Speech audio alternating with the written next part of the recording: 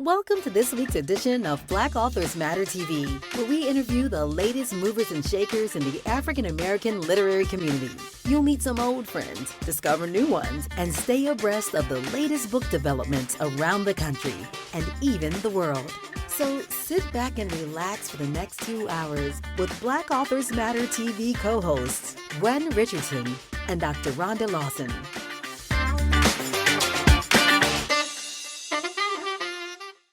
Good evening and welcome to another episode of Black Authors Matter TV. I'm Gwen Richardson, your host for tonight, along with my co-host, Dr. Rhonda Lawson. Good evening, everyone. And Dr. Rhonda will be exiting somewhere, and we're hoping we can keep her to the middle of the show, but she's already let me know that she may have to leave early. So anyway, welcome back to the show, and if it's your first time, welcome. We have another amazing lineup tonight and a couple of housekeeping notes. The National Black Book Festival registration, standard registration period, ends May 31st. So after that, the pricing goes up to the late registration rate. So if you plan to register, then we suggest you sign up by May 31st with a deposit. Also, I think we're at close to 80% capacity. So we're going to be selling out in terms of vendor space. And also, the Black Authors Matter Children's Book Awards process, the deadline is June 3rd. If you want to submit your book for this year, it's been an ongoing process. But June 3rd, your book has to be postmarked. Your package has to be postmarked.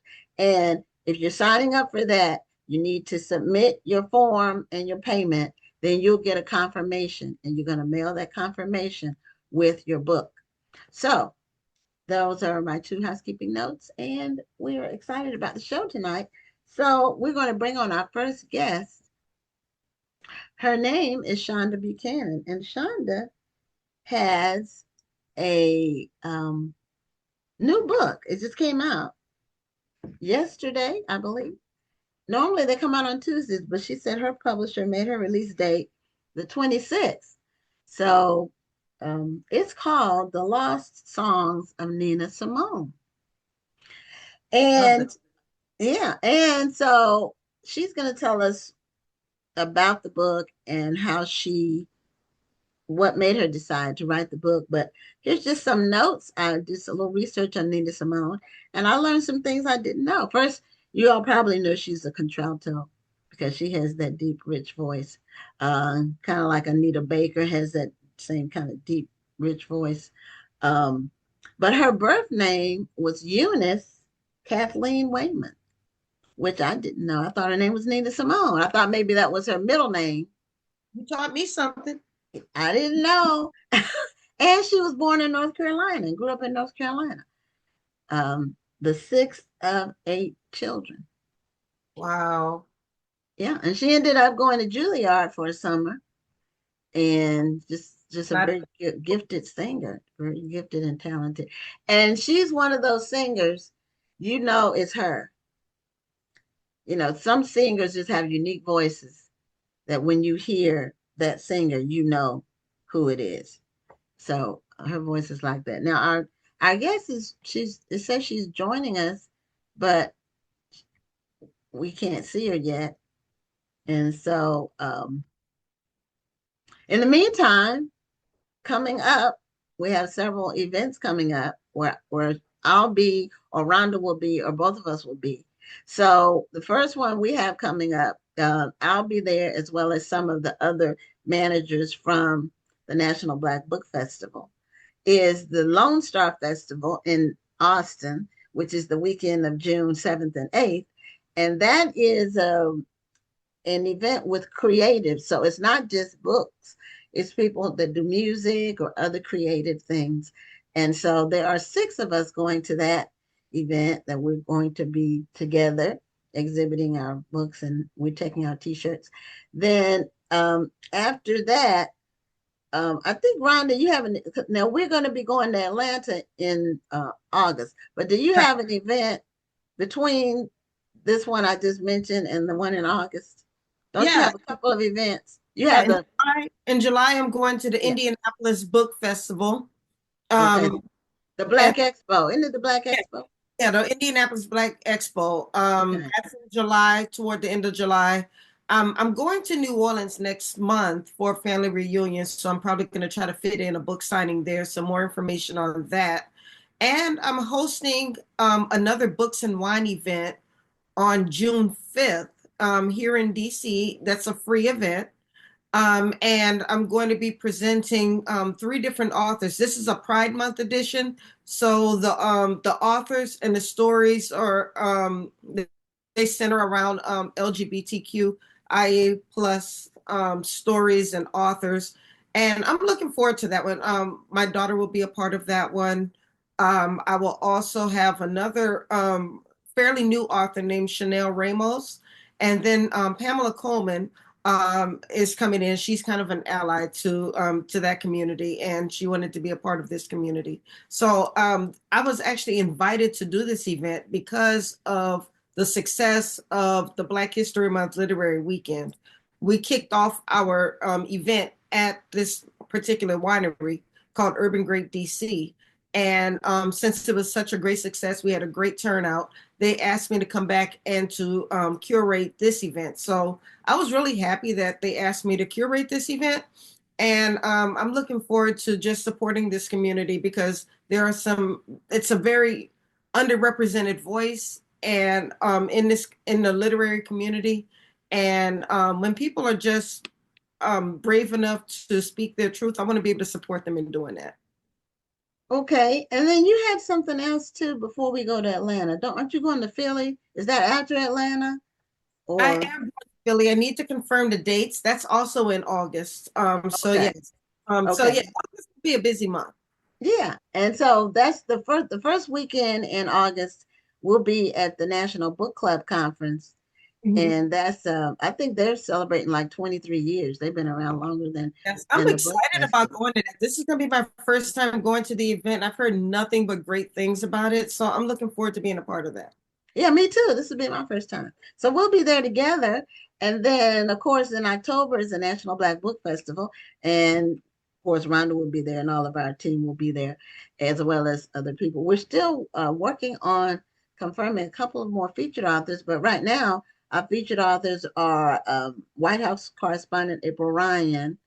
Um, She's coming again. she's coming. Well, she didn't get to come Oh, last year yeah. because of I was COVID. really looking forward to interviewing her. Yes, I was sad when yes. I found out she wasn't coming, so I'm glad she's Yeah, coming. she's coming back. She got over like the day that she got a COVID diagnosis the day Yeah. before, and we were disappointed about that. But you can't get on a plane. You're not supposed to if you have a positive COVID test. And then Beverly Jenkins, longtime historical fiction author, very successful. Brenda Jackson, longtime romance author. She's been around romances for 30 years. She has over 150 books. And then Rachel Housel Hall, who is an up and coming. She's had very successful mystery thrillers. So we're have a couple of more authors we're waiting to confirm, and so we're hoping we can confirm them. Now I need to reach out to our guest because she was joining and then she disappeared, and I need to text and hopefully this is a good um, cell phone number uh, that she gave me so I can find out what happened and where she is because I wanted to talk about her book. Oh, And let me see. Oh, then we have the Texas Book Festival in November. it's a Texas Book Festival in November. That's the one I'll actually be at. And it's huge. They have 30,000 people. We went last year as a group. We had a group that went last year. We did extremely well. And this year we're getting a double booth. So and Rhonda's gonna be with us. Okay, she logged back on. Hopefully this will work this time.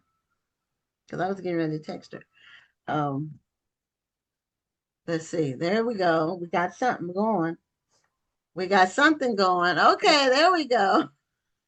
Okay, we were just sharing our literary calendar for the rest of the year with the audience while we were waiting to figure out what was going on. So Shonda Buchanan, If you can unmute, welcome to Black Authors Matter TV. Thank you so very much for having me. And I was actually watching the broadcast on Facebook, and so it logged me out of Zoom. So I've been here the whole time listening to you all. So Wondering what happened because we saw you in the waiting room, and then yeah, for some reason you weren't coming in. I was like, what's going on? Yeah, yeah, things happen. Strange things happen. yeah. Because let's see, a couple of weeks ago, my computer did a hard restart, like less than an hour before the award show. Yes, I remember that. And we were late. And tonight, it said something about, oh, because I tried to log on with my tablet when we had the award show, Rhonda. I logged on with my tablet trying to make that work and it didn't work. Well, this time tonight, Zoom told me I had to verify the other device. So I had to go run and get my tablet to make sure, these softwares, they do different things. They're always Technology. updating and updating and messing us up. So anyway, your book is called The Lost Songs of Nina Simone. Do you have a copy of your book? I do. Show us. Wonderful. Wonderful. It's a beautiful book. And I Thank shared you. some information that I had. And if you were listening, then you got to hear that I looked up some things about Nina Simone. I thought I knew more about her, but I knew some things, but I didn't know some things. Yeah. So, and then her autobiography that came out in 1991 was called I Put a Spell on You. And that's Yes. one of her songs that's very recognizable. Mm-hmm. Mm-hmm. Now, what made you focus on Nina Simone? What made you say? What made you say, look, I'm going to do something on her? First of all, thank you for having me on this show. I'm so excited. You all have no idea. So thank you very much. Oh, you're welcome. Um, yes, Nina Simone has always been a bit of a role model for me since I am also a poet. I'm also an artist. I've been writing fiction, nonfiction for many years. And there was something about Nina's voice and her music and her life that drew me to her. And after I read the autobiography of Nina Simone, which was co-written by Stephen Cleary, there were all these like little pieces of information about her childhood that we didn't have, right? And information about her relationship with her ex-husband, her second ex-husband, Andy Stroud, and how he was her manager. He was very instrumental in helping create the Nina that we know. He really worked her like a pack mule in a lot of ways. And then, of course, he was also abusive. So there were these moments in the autobiography where she was telling the truth about her life, about what it meant to be an artist and someone who was driven to be the best that she was. But the book that I wrote, the book of poetry that I wrote, really examines and explores all these facets in different ways. And I'm looking at it through the lens of what was it like to be a Black woman who was a genius, like a brilliant woman at that time, and how did people interact with her? How did they treat her? How did she treat herself? And from that, we know a lot of those stories from the movies and the documentaries that we've seen, but I really wanted to explore it in poetry. Okay, so when you say these are the lost songs, Yeah. what does that mean exactly? Those, in my mind, these poems are the things that she never said.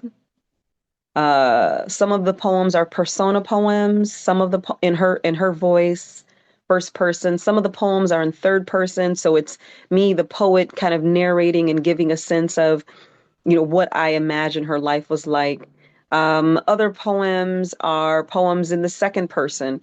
So I'm thinking about what was it like for her as a child to come out of a large impoverished family in Jim Crow South, learning piano as a kid, as a child, her entire community supporting her and essentially paying for her lessons with a white pianist, a white concert pianist.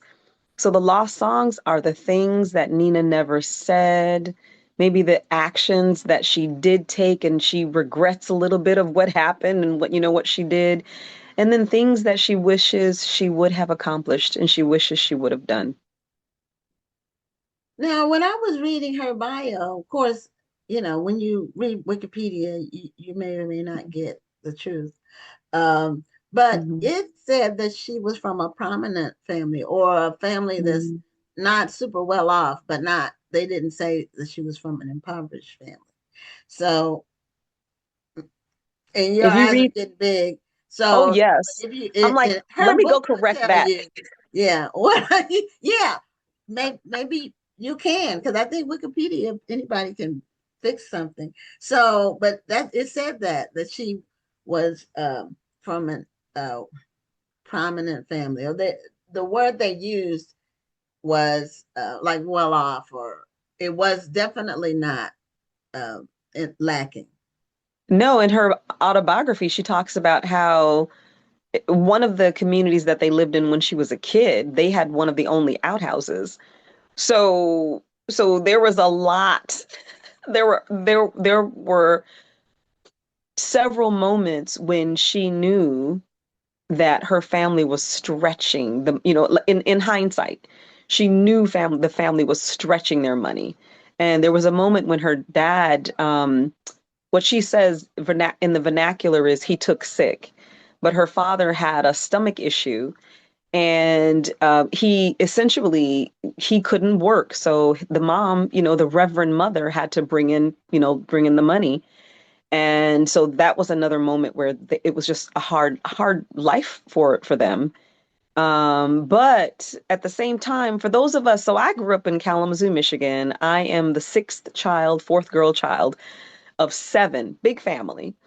And Mm-hmm. for those of us who have grown up in big families, we knew that there were a lot of things happening, probably families trying to stretch the dollar, robbing Peter to pay Paul. So I gravitated towards that in Nina Simone's story as well. But I also imagine that her childhood, as I felt my childhood it was a little charmed. Like, we kind of didn't know that we were poor, but the love was there, the humor was there, whatever it was that a Black family can give to you. We had that in my family. And so I also believe that that was something Nina grew up with.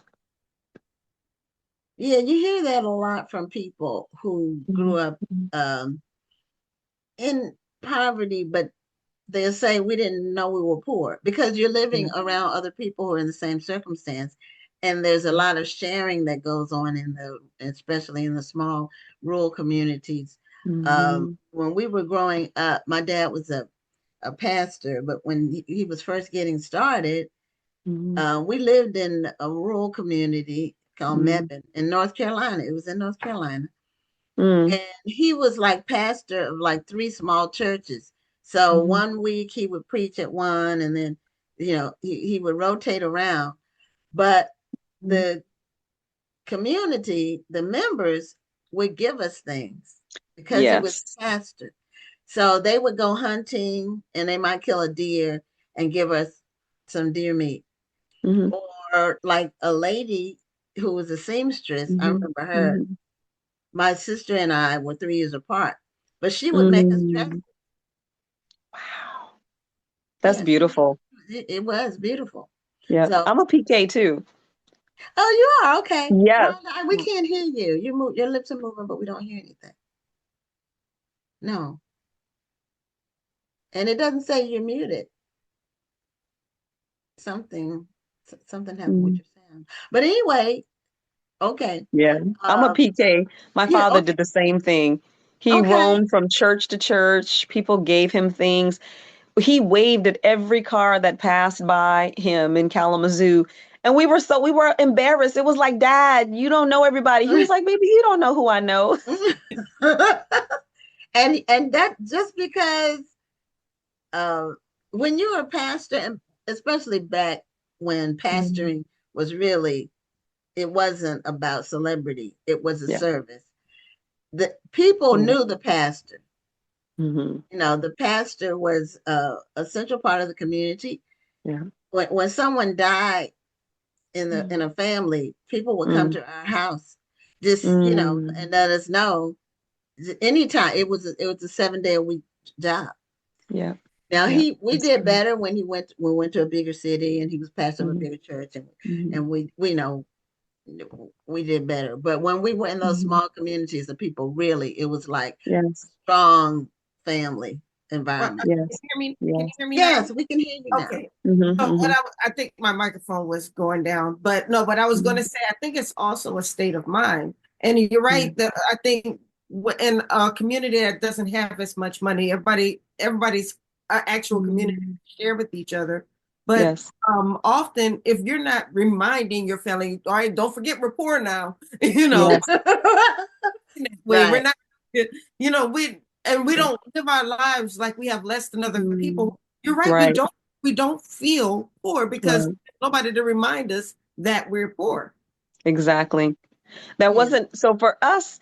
It's interesting now because one of the things that we're talking about, and of course, the George Floyd anniversary just happened, and so many other things have happened with our older fallen people. But one of the things we talk about now is Black trauma and how we don't want to live with the visual of only us in positions when we're dying, right? As a child, when you're growing up in a big family, impoverished, you grow up with Black joy. You grow up with Black love. You grow up with I'm doing the best I can, baby. Even if it was a little, some things were happening, which I wrote about that in my first memoir, Black Indian. So, but yeah, you grow up with a sense of someone is looking out for me, someone is caring for Yes. me. Yes. And that was that. I think a lot of Nina Simone's childhood had that sensibility that the entire community was looking out for her, which is why she changed her name, because she was born Eunice Wyman she was of Tryon, North Carolina, but I have a poem in the book called Curtis Institute. Curtis Institute rejected Nina Simone, rejected her application to become a student there to learn more of classical piano. And so that letter made her say, well, shoot, I have to support myself and send money back home. How can I do that? So she went to the Atlantic Boardwalk. She saw a club that needed a pianist. And so she said, okay, I can play piano. Let me take this job. Then the guy said, well, you also have to sing. And the manager said that. And she was like, well, darn, I don't know how to sing. So she just started singing songs that she knew, gospel songs, changing it up a little bit, songs on the record. And she talks about this too. And she said, well, my mother can't know who I am. Let me change my name. And of course, that's how we got Nina Simone. Okay. And that makes sense. Because the family name is important when you're in those tight-knit communities. Your family name, About to embarrass your mama in the streets. it follows Exactly. you. Your family name, especially if it's an uncommon name, if it's not Jones or Smith. And my maiden name is Day, Daye, Mm-hmm. and it's not a common spelling. So everybody knew us. Everybody knew my dad, and everybody knew us. Yeah, it's not just that. I remember when I was young, my grandmother used to say, no matter where you go, you remember you are Helen's grandchildren. Yeah, it's true. You represent the family. Anybody see us acting up and saying, aren't you Helen's grandchild? Because you're not Yes. about to her by acting a fool, because you never know who she knows. It was Okay, I have to tell you all something. Today, Okay. I was walking down the street here in Brooklyn with my two grandsons, and this woman said, she said, aren't those, and so she said the name of their aunt, aren't those Naja's nephews? And it just brought back everything that you could not walk down the street in Kalamazoo without someone saying, what are you doing there? I know that you are Velma's child. What are you doing? Yeah. People look and it's so upset because she said she couldn't walk down the street without one of my friends stopping and saying, what you doing walking by yourself? Yes. My mother got to the point, she goes, I'm tired everywhere I go. Your friends are around. I can't do nothing. Yep. That's But good. that's That's when Black you, love. yeah, it is especially when the community has high expectations for you.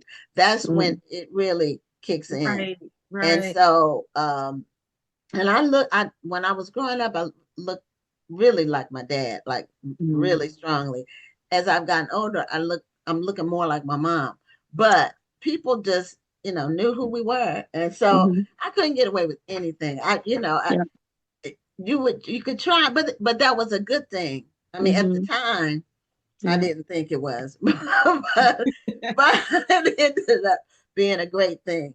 And so that's some really. Mhm. I'm glad that we're Mhm. getting some information about Nina Simone. Yeah. Yeah, I did Now, this what thing. is your song of hers?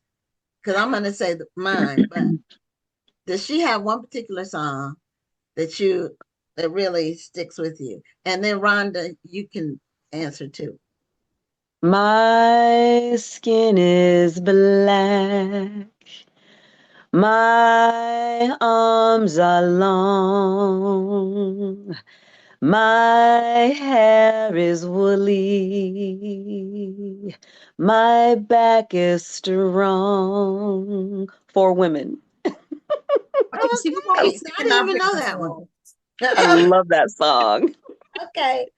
I'm not going to sing the one I know, although I can sing, but I'm not going to sing the one I know. Rhonda, but your voice is very strong, very, It very is. It's beautiful. Thank you. beautiful Thank voice. you. I mean, Rhonda, it's giving some Nina Simone vibes. it is. It is. See, I'm a soprano, so I can't really do a Hmm. contralto voice. I can't even get that low. But Hmm. Rhonda, do you have a favorite song? Well, of course, it's going to be feeling good. Okay. Love. Love that. Okay. A Yeah. lot of people sing that in awards competitions. Yes. Hmm. In like The And Voice or American Idol, people and sing that. Blackbird. Yes. Okay, And now Blackbird. I like Young, Gifted, and Black. That's a Yes. beautiful one. Oh, I love that one. That She one. wrote she wrote that for Lorraine Hansberry based off of Lorraine Hansberry's play. And Mhm. Lorraine Hansberry they were like sisters, Nina Simone and Lorraine Hansberry. And so, yes, I love that song. You know what Oh, I okay. really love when I hear you talking about the book? You talk like you and Nina Simone were We're great friends. friends. Mm, I really You feel do. like you really got to mm, know her in yeah, the I process did. of writing this book. I did. I felt like sat a lot with her. I have almost all of her albums. Um, Literally, sometimes she would come into my dreams Mhm. and she would be going through my kitchen cabinets like, what do you have in here? Are you good enough to write about me? I was like, I don't know, but I'm just gonna keep writing, sis. So, but yeah, I lived with these poems for the last 20 years, researching her, going to writing residencies, culling the poems. And when I read them, I sing as well. So I'm Oh, happy to come to the conference and read and sing. So well, sorry. if you are planning to come, let us know and we'll make something happen. Absolutely. I will, for Yeah, sure. yeah. Now, we only have like a minute left. So, um, Sorry. in the final minute, tell us about your Mm. launch because you've been doing a lot of things Mm. for the book to have just come out. You did a lot of pre-marketing, and that's what authors should be doing. I did. So this was a beautiful thing. I went to Paris. I did 2 readings in Paris. Mhm. I was at a writing retreat, and excuse me, I'm going to cough. I'm so sorry. Get some water. That's never happened to me before. My allergies from Paris. Oh, But I did do a lot of pre-reading, the LA Public Library. I did a couple of readings at a bookstore in Kalamazoo. I really wanted this book to be out there because I feel like we need a Nina right now. I Yes. think everything that's happening in this world, we need to understand what activism looks like. And for me, I wanted people to see, oh, there is someone that we can draw on for this, for these times. Yeah. Well, show us the book cover one more time so Okay. people can know what they're going to be purchasing when they go online to purchase your book. And oh, she went off camera. Shonda Buchanan's book is called The Lost Songs of Nina Simone. And It's a very there's striking Nina cover. Simone on the cover. Very nice cover. So, Thank and the you book all. is available wherever books are sold. And go out and get your copy. Thank you, ladies. I'm so grateful for this. And I apologize for coughing at the end. It's my allergies. Oh, So, no problem. I Good. always keep water handy. That's always. yes. Yes, I will. Okay, take So much. care and continue success with the book. Thank you so much. Have a great evening. You You too. too. Thank you. Bye-bye. Bye-bye. So we are bringing on our next guest, and he has an interesting book, and I want to know a little bit about his experiences. It's a science fiction book, and it's called The Hellfire Effect. And his name is William Rogers. And we want to welcome him to Black Authors Matter TV. Oh, you have to unmute. Oh. I normally ask them to unmute, but I forgot to click the button. Okay. Can you hear me now? Yes. Oh, wonderful, wonderful. Yes, good evening, good evening to you both. Well, welcome to the show. Thank you. Now, your book is interesting. It's called The Hellfire Effect. I'm going to apologize. I just wanted to invite, Okay. I wanted to welcome our next guest on the show, but I have to log off, but I'm going to get back as soon as I can. Okay. Yeah, No, Rhonda has I to understand schedules. Yeah. Yes, unfortunately. Sometimes it happens. Yeah, come back if you can. Okay. Okay, so your book is called Hellfire Effect, and you have a copy behind you, but do you have one you can put? Oh, you have one right there. Okay, Thou Shalt Not Kill, the Hellfire Effect, and it's science fiction, but a lot of people have, well, I won't say mistaken it, but they thought it had a religious goal foundation rather than the sci-fi foundation. So it kind of, I guess, straddles the line between religious faith and science fiction. And what I wanted to know was that, were you trying to do that when you wrote the book, or has that been something surprising for No, you? it was actually intended because when the whole idea came about, I reference a lot in my background. I have a technical background in engineering, Okay. and I'm a devout Christian.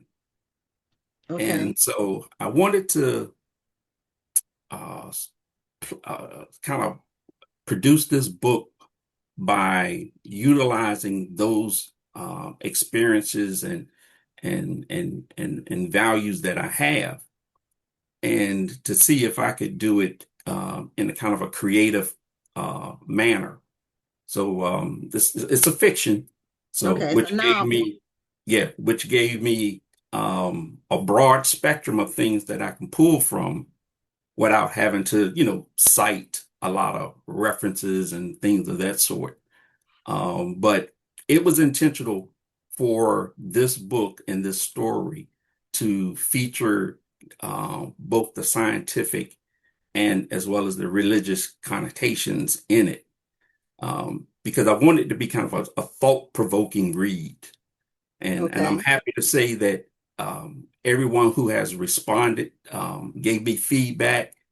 They were so engulfed in the book that they keep asking me, when's the next one coming? When's the next one coming? Okay, so are they thinking it's like the Left Behind series or one of those? series like that, or maybe something like by, is it Dan Brown that did the books about that had a religious connection to them, but they were fictional, they were novels, they were mysteries. I think it was Dan Brown. But anyway, some people think that there's a conflict between science, and since you're an engineer by profession, then some people think that there's a conflict between science and faith or religion.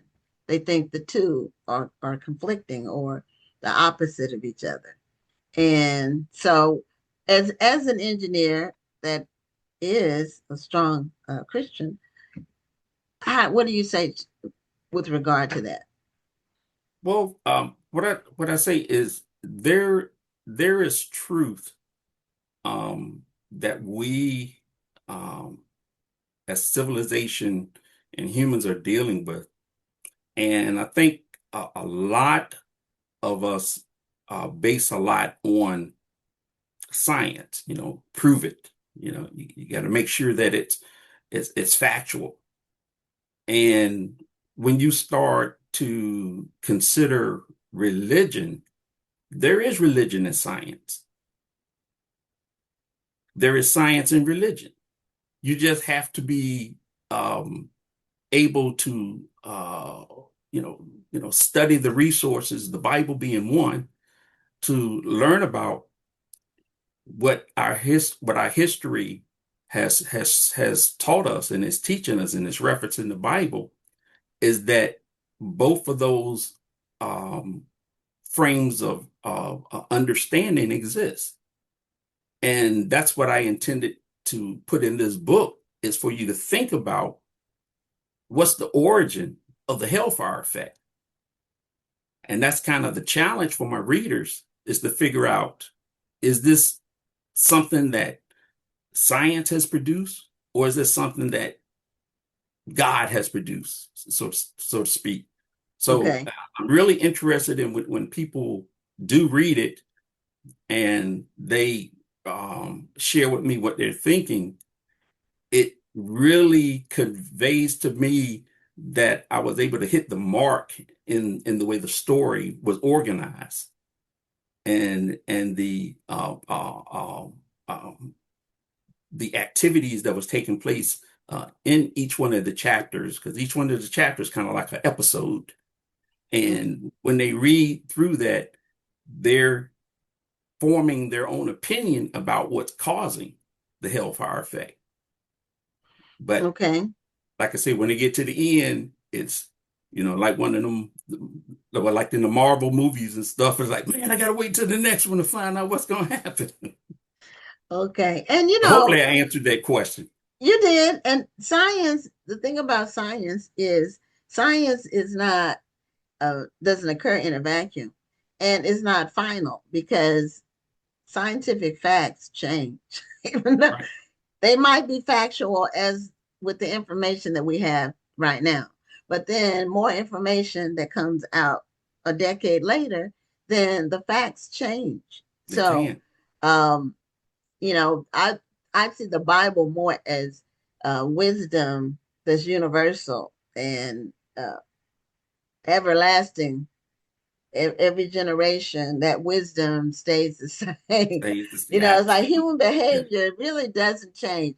What changes is technology.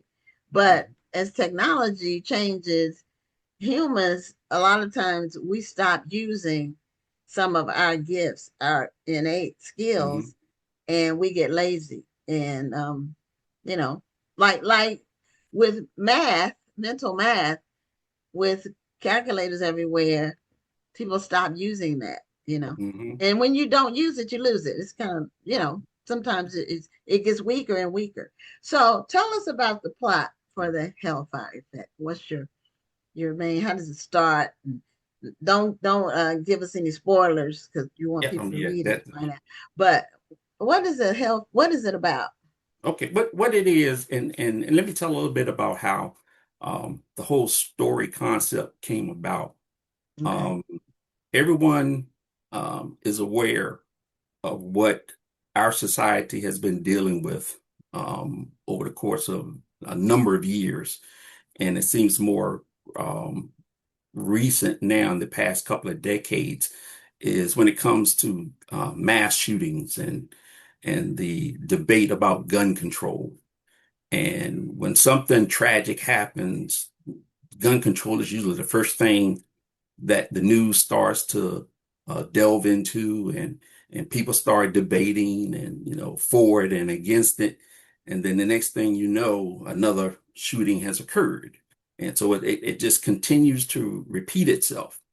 And so a couple of years ago, when one of the reports came out of another one, I just started to think, what would be a different option?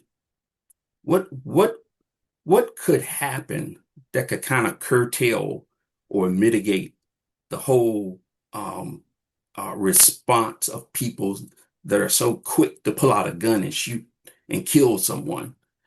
What type of situation or what type of circumstance must happen? And I'm sincere and honest when I said this. I think God placed the whole concept in my mind. I want you to write this story. And things started to formalize as I thought more about it. And I was getting images in my mind and how this story could play out. So basically, the hellfire effect is just what the title entails. It's an effect. And what happens is when you have the character within the book, there is a criminal element. And the person who commits murder within a certain amount of time, they experience this physiological pain that's devastating to them. And it's excruciating. And the only way that they can make it stop is to kill themselves. That's the only way. So it was coined that by, and I'll share this, is one of the story characters referenced it as the hellfire. It was like hellfire. And the reporter that was investigating it wrote that in the headlines, hellfire effect. People are reporting, this is kind of the experience that when someone commits murder, their life has succumbed within hours of committing that work and that murder. And the thing about it is no one is immune to it. And so that's kind of the plot is for the readers, based on the characters that's in it, to try to figure out what's causing this, what's causing the hellfire effect. Okay. Well, you've given my mind is right, going in circles as you are talking about some of the things that you mentioned. One of them is the just the concept of the mass shootings, and people will say a person has mental issues or they need, did the people around them see it coming? Were there any signs that people missed? And it's a fairly new phenomenon because people used to settle their disputes with fists. They would just have a fight. Women really didn't do a lot of fighting. I will confess, I've never been in a fight in my life. Lucky you. I was a small person growing up, and if I got bullied, some bigger person would always step in and defend me. So I never had to fight. So praise the Lord, because I wouldn't have won, because this is not who I am. But people used to just settle their disputes that way. Right. And now I feel like the internet has a lot to do with it, the social media, because young people, they don't understand the ramifications sometimes of their actions. They're looking to go viral with some kind of infamy.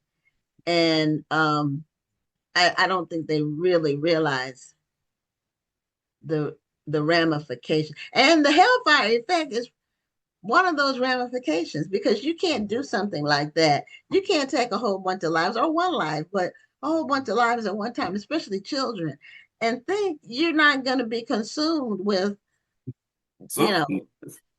guilt, or, get the death penalty if you're in one of the states that give it, that you really are going to be able to sleep, Mm-hmm. taking those kind of lives, and then you can lie down and have a restful sleep. I don't think so. I don't Yeah. think so. Yeah. Yeah. And it's, even in the story, the origin of the story, um, I do account for those who may be there may be a mental um, origin for the tragedy that happens, or something accidental is referencing it to. Basically, they won't experience the hellfire effect, but it's something else that causes. Oh, okay, okay. And some people, they say the person maybe they didn't get enough hugs as a kid. Some children aren't loved, like, Mhm. and that affects people forever.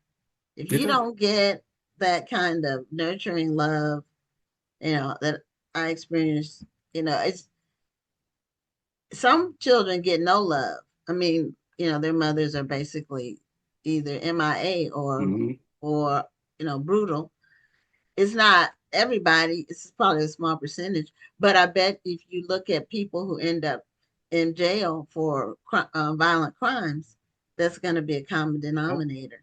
yeah, yeah, yeah, Because and some things are that is so human. true. There's some things humans need, Hmm. and that's one of them. Yeah, and absolutely, and I'll just kind of touch on. This is my second book, second published book. Uh, Okay.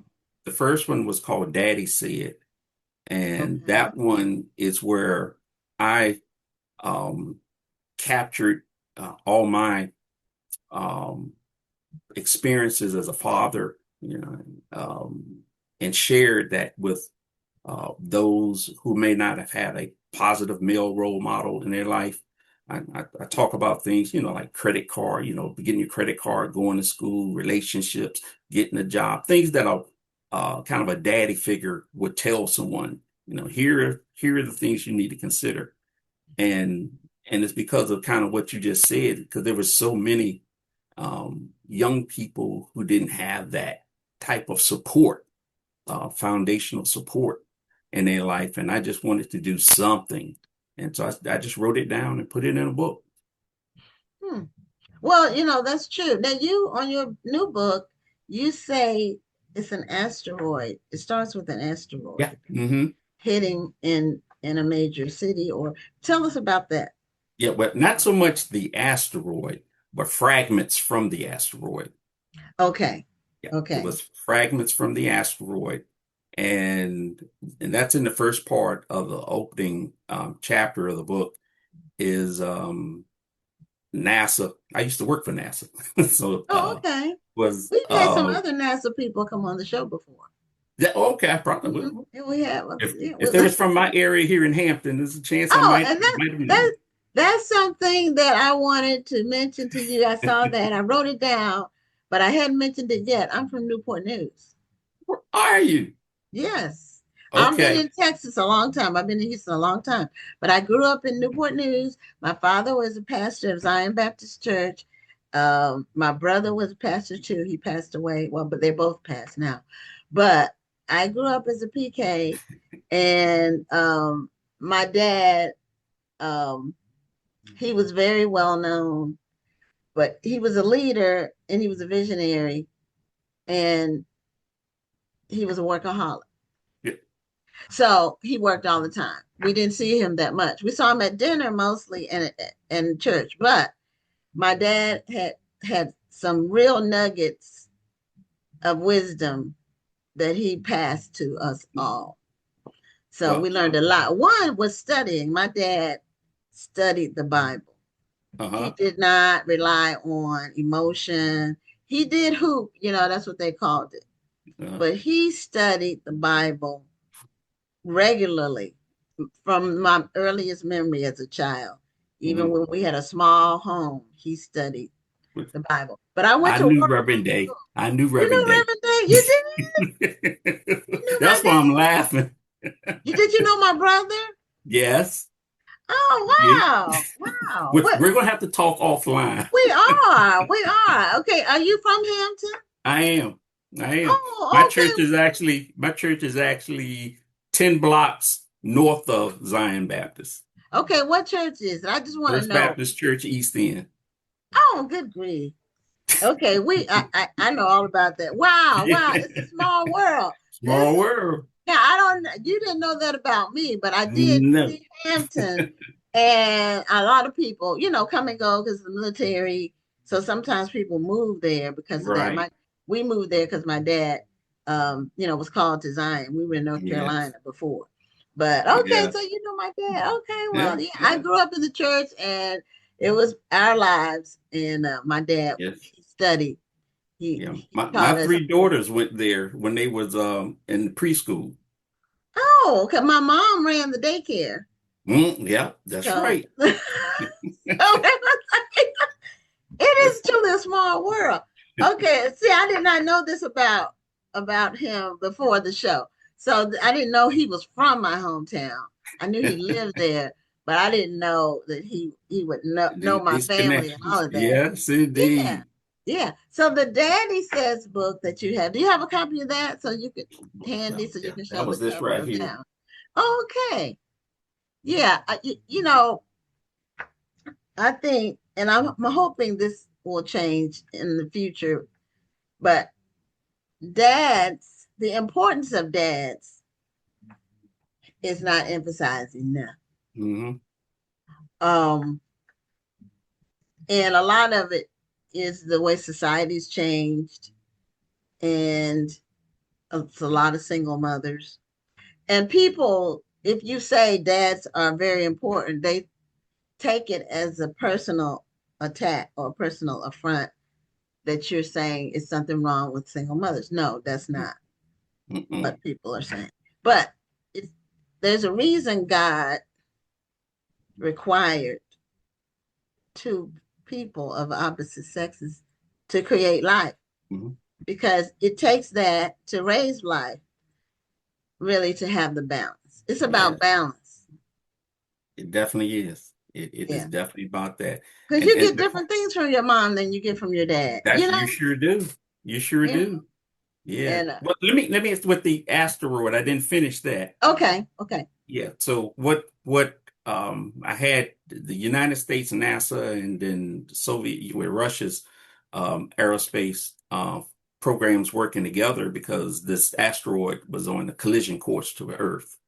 Okay. And they had to work together to come up with a plan to deflect it. So they did effectively deflect it, but a couple of fragments from that asteroid hit Earth in two different locations.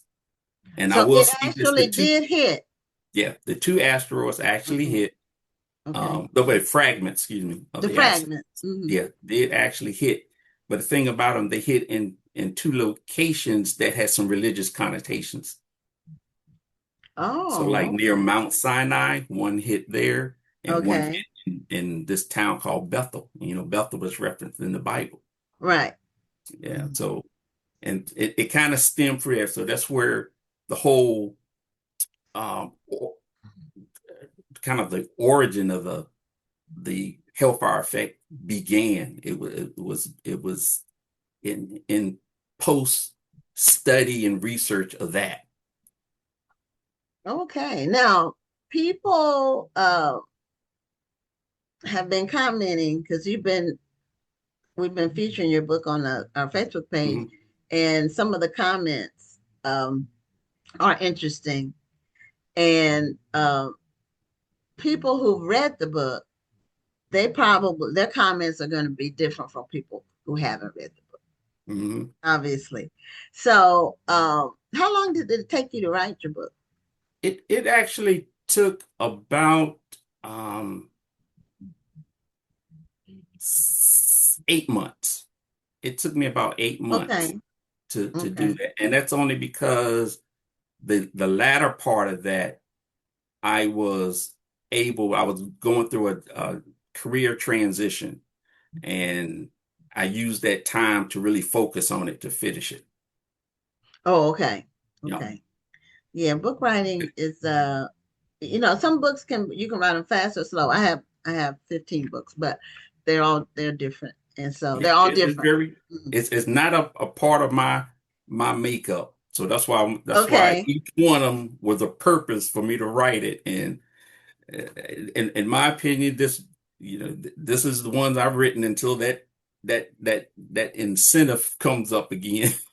Yeah, well, some people are inspired to write particular topics, and some people Hmm. just do it as a matter of course. They're writers and they do it for a living. And so that especially novelists, they'll come Yes. up with stories and then they'll just push them out there. But all of my books are inspired by something that I feel strongly about. Hmm. So um, that's what I write from, a point of inspiration. And I Yes. have two in the can or the hopper that I don't know when they're going to come out, but I have two more. So, but all of them were from a point of inspiration. So it's interesting that you used to work for NASA, and I'm assuming you work for the NASA The Langley, in the NASA yeah, Langley. Langley. Yes. Okay, yeah, that was one of our school field trips. Uh, Langley and NASA. Mhm. Uh, and so it's interesting that you kind of combine the knowledge from that with your profession as a Hmm. that you were able to kind of put those two together Yeah. in Yeah. a story. Yeah, so it all kind of really fit together because my profession, even today, because now I'm with the Newport News shipbuilding, Okay. shipyard, Yeah. Oh, and yeah. it's Mhm. organizational development. So I'm always working with the workforce and human behavior. Okay. So that really my education of that really helped me lend in how to architect the characters that's in the story and the purpose that they provide and support in carrying out the mystery behind the origin of the hellfire effect. Okay. Now you said people ask you when is the next one? Are you Yeah, planning for this to be a series? yeah. Well, I'm gonna tell you, this is, and I'm really putting this out there. I really want this to become a movie. I'm Okay. really trying to. Right now, I'm awaiting to hear back from working with a script writer to Okay. help manifest this into a story. So that's really uh, my prayer is that it finds a path to coming to a theatrical release. And then, of course, other books can come after that because you got to have that to make the series to continue. Yeah. Now, just a word to the wise. I haven't had a book turned into a film. I've researched it though, and I've talked to a lot of people in the industry. I know a lot of people who have. Hmm. And normally, what they're looking for is a way to do a series. And so it's helpful if you already have the series written, or at least a second one. Oh yeah, That's it is just what good. I've heard about from all people in the industry that do Hmm. the filmmaking, the producing, the script writers. I've talked to people in all of those professions, and that's what they tell me. Yeah, So, yeah, and that's the feedback here because each chapter is a different episode. okay, yeah, So but there's like if it needs to 13. have two seasons, you need to have more than one season. Oh yeah, yeah, Mhm. that definitely is a plan, but I got to try to get some traction here first. Well, I'm in agreement with you to reach your goals and whatever they are. I'm Thank just you. amazed that we're from the same place. Listen. Because even though it's bigger now, it's still small. Hmm. the Black community Mm-hmm. is still well, the people I knew growing up, it was very close knit, very tight Yes. knit. Yeah. Yes. So that's interesting. Well, I didn't know I was going to meet a homeboy tonight. There, And there you so go. There you go. That's a great surprise for me too. Because I'm glad to put the face with the name. well, see, Day is my maiden name, so you would Mm-hmm. know from, and I don't use it. I've been married 32 years. So I used to use it when I first got married because I had a career, I had made some professional advances under my maiden name. Mm-hmm. So, I used it for about 10 years, Gwen Day Richardson. And then after that, I just went with Gwen Richardson. Yeah, So because when you mentioned it with the previous author, Shonda, I wrote a note. I said, she's a Day. so you were listening to the first interview. Yes, Okay. indeed. That's funny. So anyway, show us a copy of your cover one more time because we're at the end of our Sure thing. time. And it's called The Hellfire Effect, Thou Shalt Not Kill. It's by William W.J. Rogers. And it's available online wherever books are sold. Get your copy. That's correct. Okay, well, All right. you have a great night. All right, and you do the thing. Thank you so much. Oh, We'll you're be in welcome. touch. Okay. All right. Good All right. night. Bye-bye. Bye-bye. Okay, well, we're moving right along and we have our next guest. And for the second half of the show, we have two Monicas. So the first Monica is Monica Garner. And Monica has been on the show before, but when she was on with another co-author, and her name is not coming to me right now. But she co-authored a book with another writer, and when she was on before, and I believe, if I'm not mistaken, but I don't want to say it before. I'm going to wait till she comes on camera so I can know if I'm correct or not. But she was on, and she was writing fiction. I think the name of the book was Road Trip. I think I'm just trying to jog my own memory. And Monica, is that correct? The name of the book that you had, and what was That's the correct. co-author's name? What's the co-author's name? Electra Parks. Yeah, Electra Parks. Electra I just Parks. couldn't. It just wasn't coming back. We've had over 750 guests on the show, and so some people say they can't believe how many people I remember, but I can't like pull everything up. Like it's not like a encyclopedia. But I remember you being on. I think you all won the Black Authors Matter TV Awards. I We think did. I win. Okay, and that was We maybe certainly did. 2023. I think maybe. I think it was like 21, 22. It was a while back, and we're going to be celebrating our 5-year anniversary in July. So yeah, it's wow. It's been a while back. So you're back on the writing scene under your own name, with a new book called Summer on Cape May.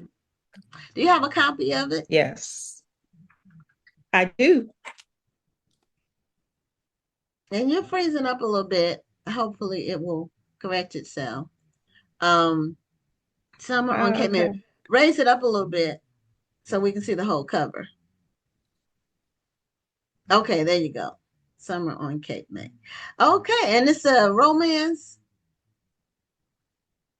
It is women's fiction. It's not romance. Oh, it's women's fiction. Okay, all right. Well, it seems like women's fiction and romance kind of are intertwined. Am I getting the wrong idea about it? Yeah. It seems like they're connected together. There's a little bit of romance in there. Okay, but it's not a true romance. That's not the. It doesn't have like the formula of a romance where it's formulaic. Right. Okay, so I think I'm gonna log in on my phone. Okay, Monica logged off because she was freezing up, and she said she was going to log on a different device. So, and she looks like she's back on with the camera. We need the audio, and then we'll see how this one is. Because I did notice it as well.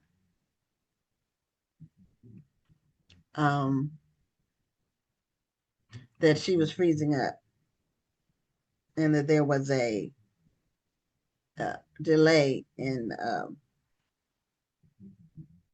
But I think this one, now you're not frozen. So now I can't hear you though. You don't have audio because there's no microphone there.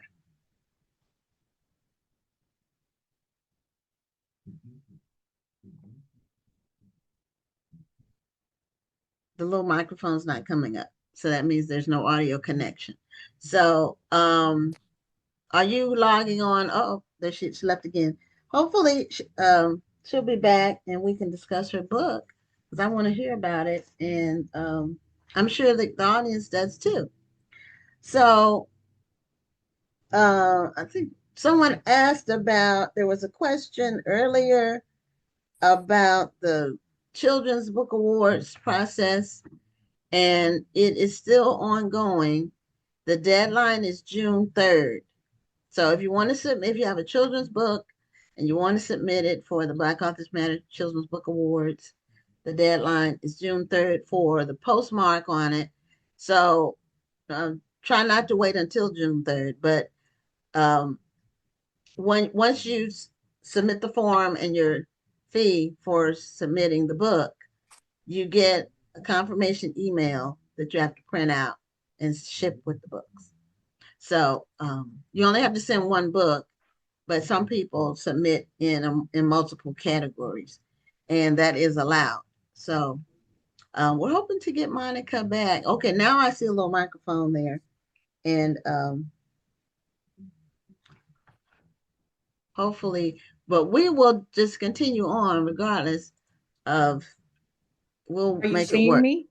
I'm seeing you and I hear you, although it's interesting. The mute is saying that you're muted, but I hear your voice. So I don't know what that means. But anyway, tell us about, show us your cover again and then tell us about the book. And we were talking about romance versus women's Okay. fiction. And I'm still trying to figure out exactly what the difference is between women's fiction and romance. So, because in So with romance, the woman romance, is the central character. A woman is always the mhm. central character. And so tell us what the women's fiction is versus romance. So with this women's fiction, it's about three girlfriends. And the setting is Cape May, New Jersey. Okay. We lost her again. Hopefully she'll come back. So her book has three females as the characters. And a lot of times the women's fiction books will have, four friends or, four female friends and their trials and tribulations. Whereas a romance will be a female and a male as the main characters and not like four friends. Right. Okay. All right. Right. Now, okay. So that makes sense.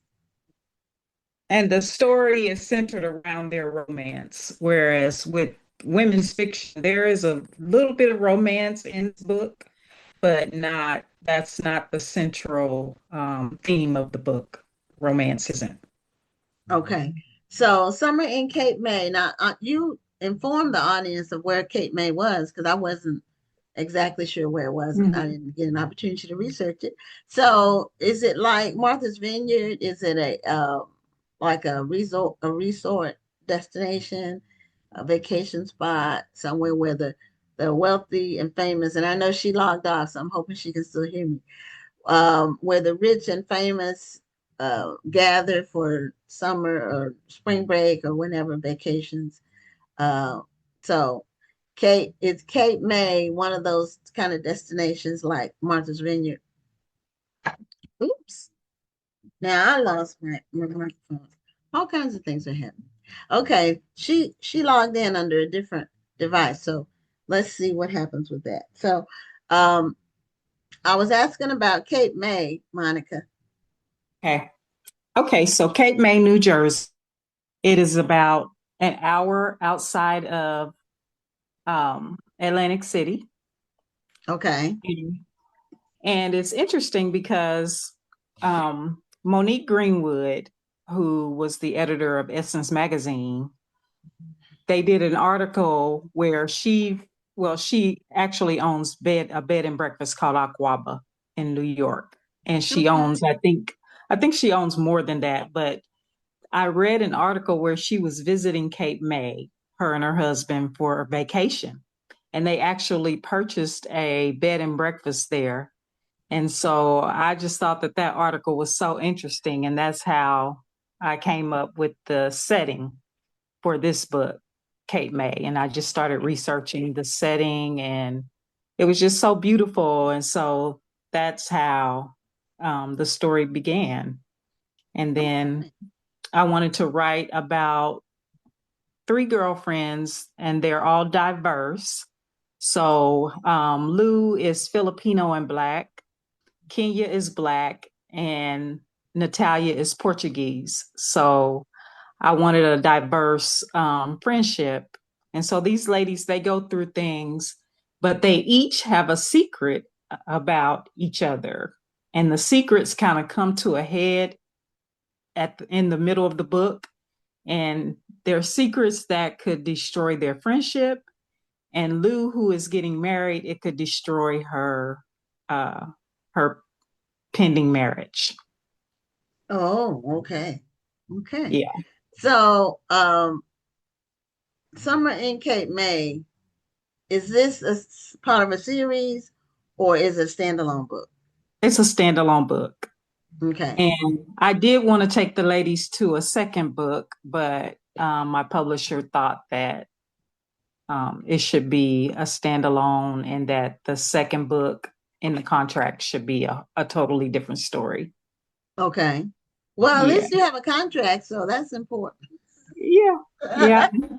I have a 2-book contract with Kensington, and Okay. they're really promoting me as a beach reads author. So Okay.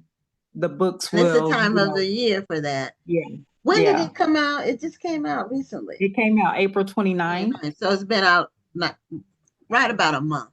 Mm-hmm. Yeah. Okay. Perfect time for you to take it to the beach.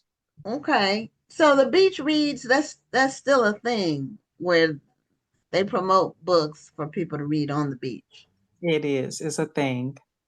Okay. Well, I'm not a beach goer, so No. but no, I'm not near. I grew up like surrounded by water on the peninsula, and the beach was a block from our house. We could walk to the beach.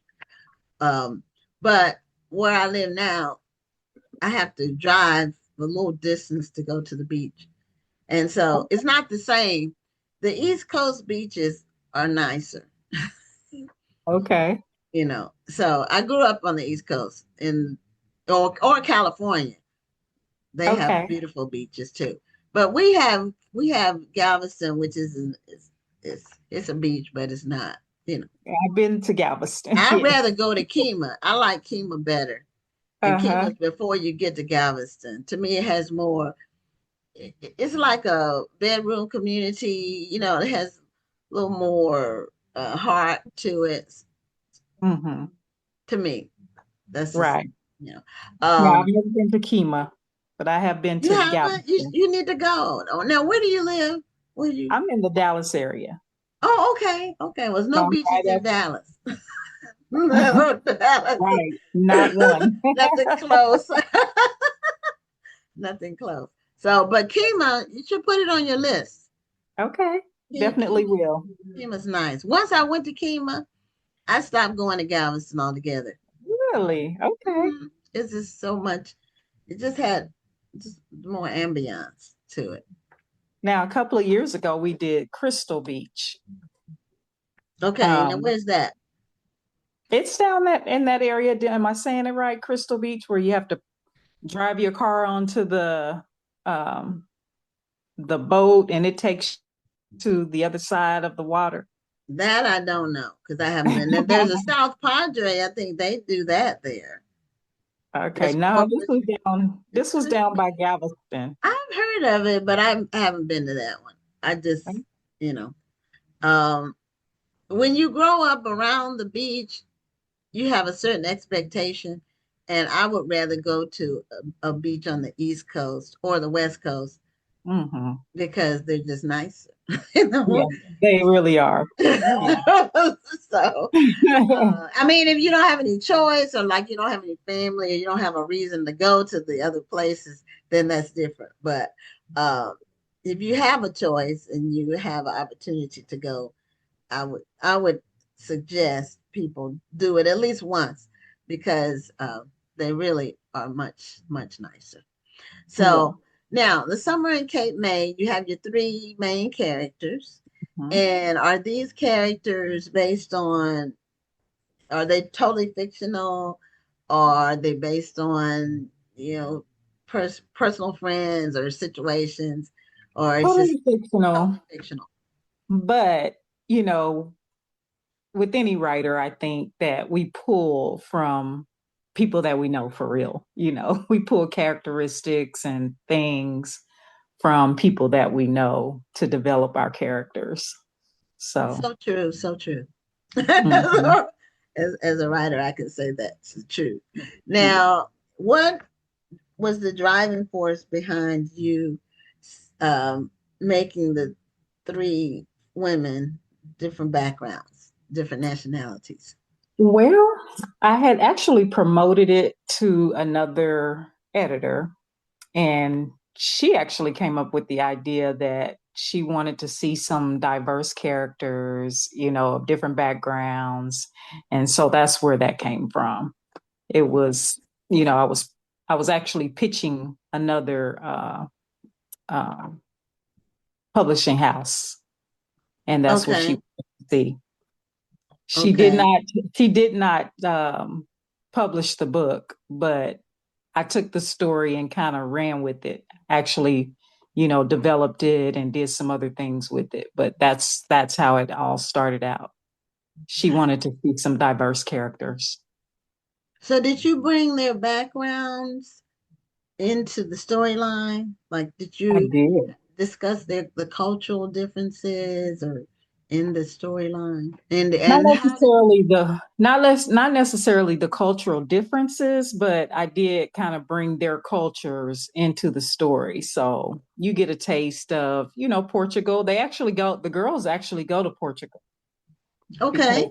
Natalia is looking for a divorce, and she goes over there to meet with her husband that she's divorcing. So they actually do take a trip to Portugal.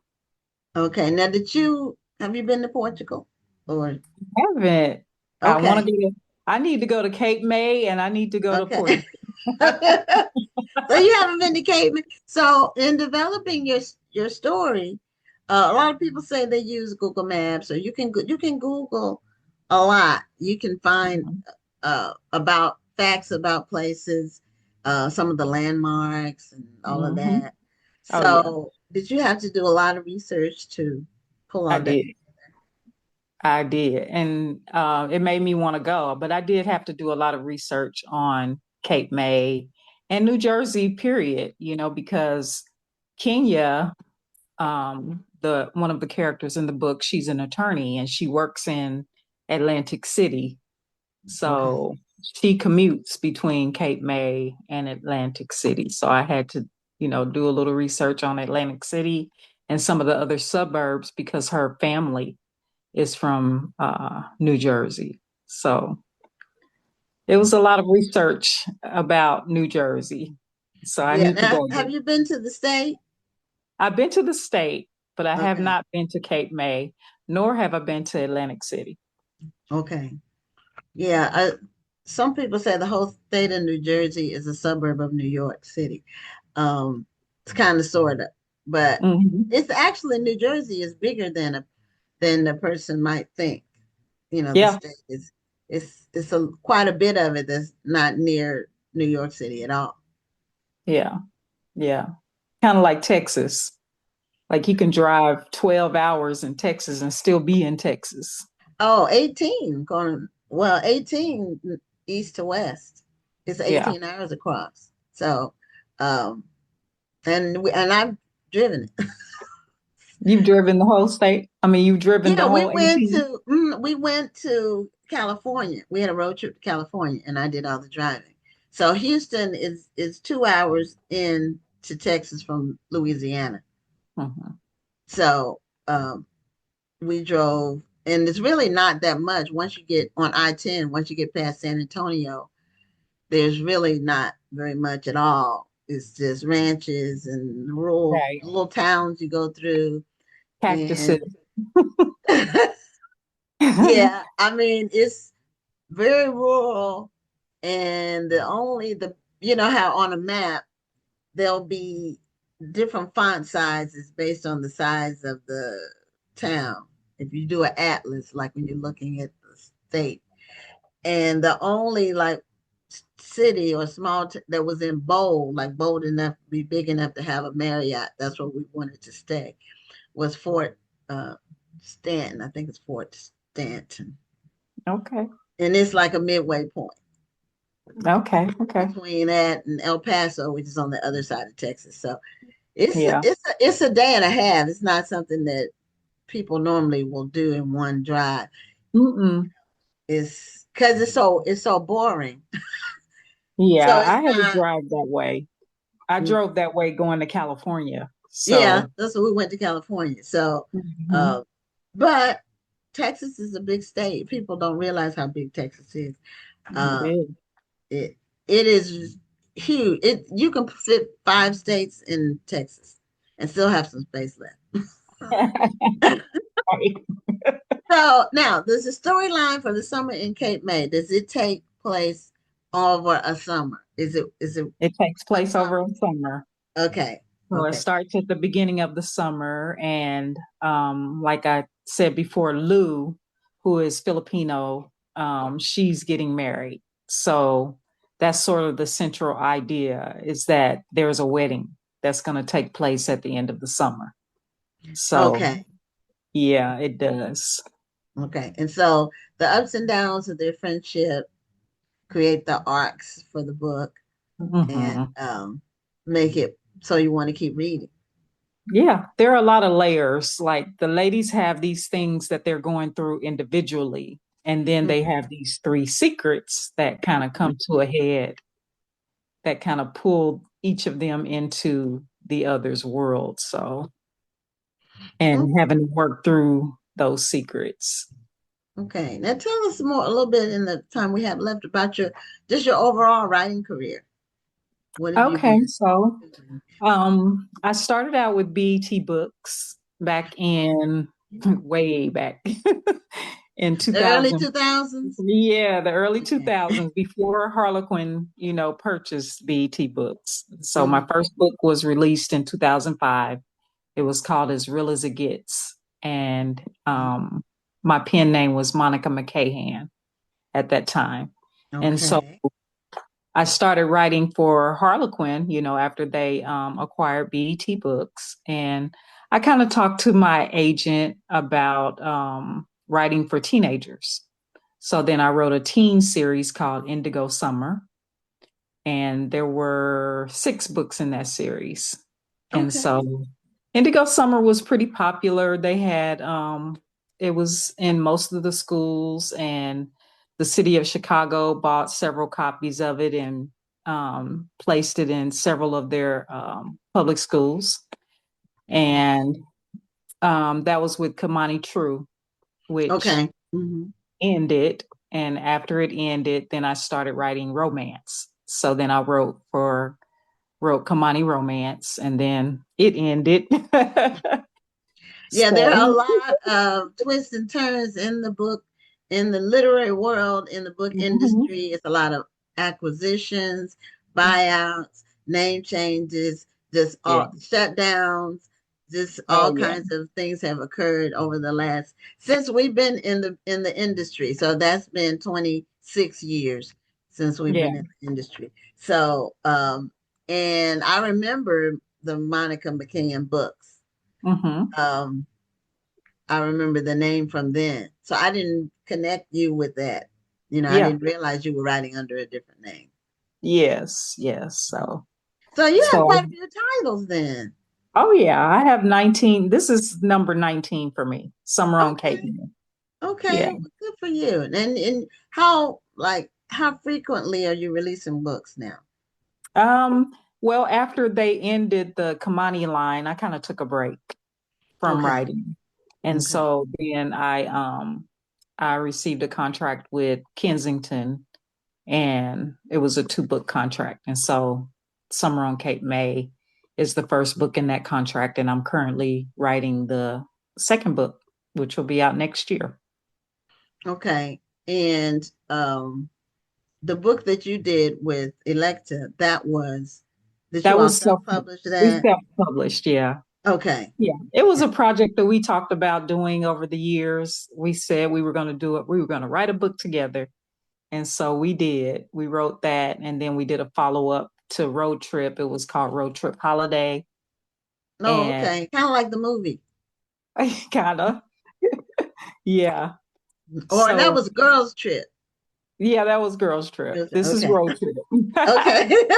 Okay. I didn't see it, but I heard about it. Yeah. Yeah. So we self-published both of those books. And Okay.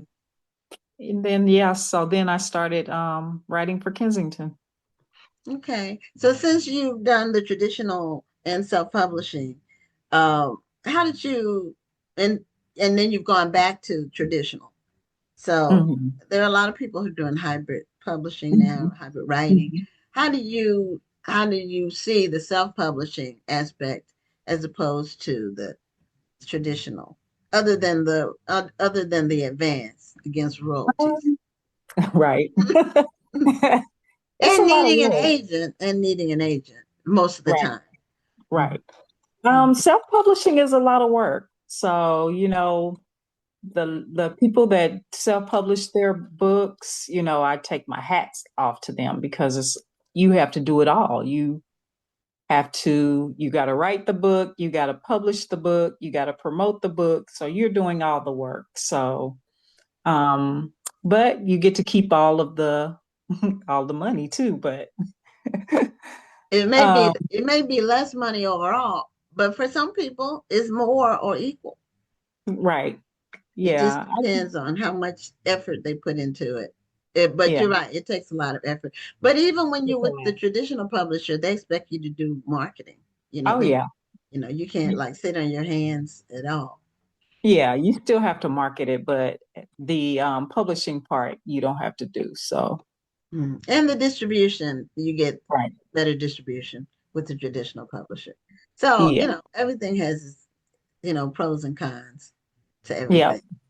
it Mm, is. Yeah. Yeah. And Yeah. it's whatever you prefer. Mhm. Yeah, I had a thought today. Sometimes I have revelation thoughts when I'm looking at stuff or reading things or whatever. But and I started to put it out there, but then I said, well, people are so easily offended these Mhm. days. But my thought was when someone looks at your book, this is like not you, a person. This is like Mhm. a question for self-published authors or aspiring self-published authors. When Mhm. someone looks at your book, can they immediately tell it's self-published? Not reading it, just looking at the front. And if the answer is yes, you need to go back to the drawing board. Mhm. Right. You need And to you add an editor. yes, and you need a cover. You need someone to do a cover where someone won't immediately look at your book and say, this is self-published. And then the next question is, do I really want to invest? Do I want to buy it and be disappointed? So Right. so that's a question people need to ask. Mhm. And some covers I see, it just makes me want to cry Yeah. because they're so unprofessional. That's the only way I can say it. So Yeah. Yeah. your cover is beautiful. And when you did Road Trip, it was a great cover. So It was. Yeah, we it's had a great important. cover for Road Trip. Yeah. People judge a book by its cover. Rhonda was able to dial back in. So whatever, she had something that called her away, but she was able to come back. So you get to say Yes. good night to Monica, the first Monica. We got two Monicas tonight. Good night, Monica. I'm sorry I missed your interview. That's okay. Well, Monica, show your book cover one more time. Okay. And Summer at Cape May. It's really beautiful. It is Yeah. beautiful. Yeah, I love the cover. I Mm. thought they did a really good job with the cover. It's really beautiful. So Mhm. congratulations on the book, and Thank I hope you. it continues to sell. And good seeing you back. I was telling You her, Rhonda, too. she was on the show with Electa. It's been Mhm. about 3 years ago when they had their book together, Road Trip. So this Yeah. Right. is time back since then. Maybe we'll do something else together. Yeah, tell her I said hello when you see her, and you probably see her before I talk to her. Okay, we'll do. Okay, have a great night. Thank you for having me. You're Thank you welcome. for being here. All right. Bye-bye. Bye-bye. Well, Rhonda, as it turns out, before we bring on the next guest, the second guest is from my hometown, and Really? he knows my family. Oh, that's awesome. I Small mean, world. when he heard on the first interview that I said my last name was Day, Daye, Mhm. and that he said he wrote that down because it's an unusual name. It's not a common name. Right. So then we got to talking, and he lives in Hampton, but he's from Hampton, Virginia. So he grew up in the same town. Man, I tell you, this is a small world. Small world, and he didn't know it before, and I didn't know it before he came on the show. So, so that was he knew my dad and my brother. Wow. So I told you everybody knew us. I can't get away with anything. I still Not can't at get away all. from it. Anyway, that's why you have to be careful about what you Yep. do. You never know who you're gonna run into, who and how is it gonna affect people. So Right. our final guest is Monica Walters, and she's an author, and she's doing all kinds of stuff. And I want to tell her, I believe the way that I found out about her was from an event that I saw called Bulls, Boots, Books, and Bling. And I said, that sounds like something in Texas, but also that's an interesting, name for an event. Let me find out more about the organizers and see if I can get them on the show. So that was what brought you to our attention. Your event, Bulls, Boots, Books, and Bling. Well, So I have a first question though. I need to okay, know. okay. This the Boots on the Ground song, has that brought some more attention to your event? I'm assuming so. I've heard it so much, though. I'm tired of it now. Girl, me too. I'm like, every time they play it now, I turn the station. I'm so tired of hearing this song. But you have to play it when your event comes up again, because everybody's already going to be in the mood for it. They played it at the event in March, so I got to hear it multiple times. And we went to the rodeo, so they got to hear it at the rodeo. So. Okay. Well, they're probably, my daughter's getting married soon in 3 weeks. Well, really 2.5, and they'll probably play it there too. But Yeah. I don't know the steps to that one yet, and I don't know if I have time to learn in between now and then. I'm working on my other line dances. I'm the mother of the bride. I can't do it all, but I am going to get out on the floor. So anyway, Monica, was that your event? It said you were the event host, but Yes, ma'am. is it an event you created? Yes, ma'am, it is. And what made you come up with the concept? I've been wanting to do an event, and I write what I call country hood love stories. Yeah, I saw that too. I'm gonna ask you about that, but go ahead. Yeah. So when I started writing them in 2019, it was a different take on the Black cowboy. Brenda Jackson wrote Black Okay. Cowboys, whatever, but Okay. I wanted them to know that all of the Black cowboys aren't proper and educated. Some of them are hood. Okay. And that's the ones my husband used to ride bulls. So, but you wouldn't know it from looking at him.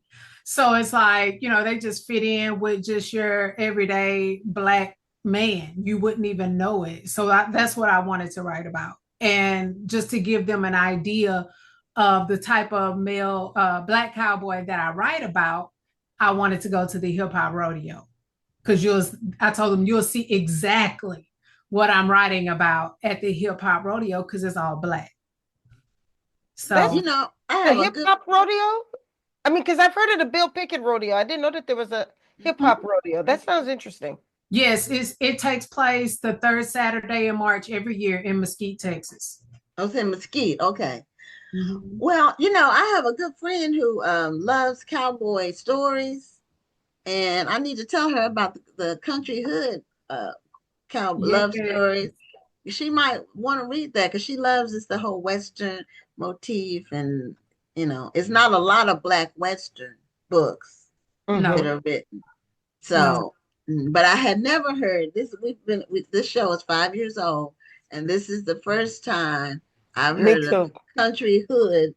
Yeah, I've never heard it, but it makes so much sense. It does. Yeah. And it's a nice twist. You need a hook. You need a slogan. You need something different to attract people. That would get somebody's attention. Yep, I created it and trademarked it, and I was like, "That's mine." So y'all don't be saying y'all got country hood love stories. No, you don't, baby. No, you don't. Good for you.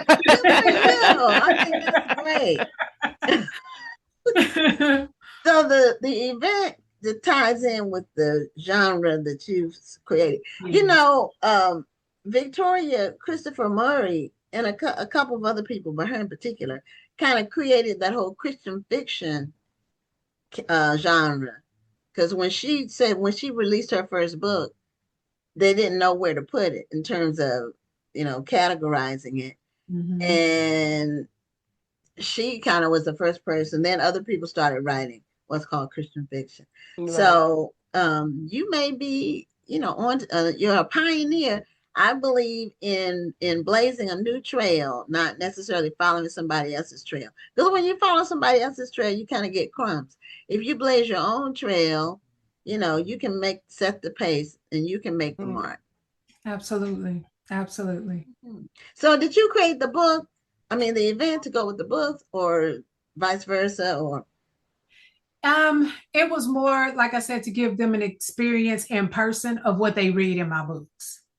Oh, okay. So what happens at the bulls and the boots and the we had for short, we called it 4B. I think that's easier. Okay. But no, I like the whole thing. I like the sound of the whole thing. Right. It sounds Texas. I mean, just the whole thing. It's like you immediately say, okay, Texas. Yes, absolutely. So we had a meet and greet that Friday, and we had a full meal, Texas barbecue, a lot of sides, and we had a DJ where they could dance. Some of them had some drinks, just had a good time. I didn't want it to be formal to where we had panels and all of that. I just wanted to relax, get to mingle with everybody and have a great time. Okay. And that Saturday was the expo. So we did the book expo from, I think it was 10 to 2. And then we went to the hip hop rodeo that night.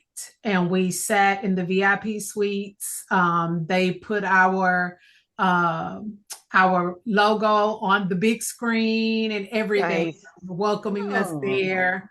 And then that Sunday we had a brunch, and that's where we had more talking, going on. We had a lady come and she does, I think it's foodies who love to read. She does seasonings and different foods and pairs them with books. I like that.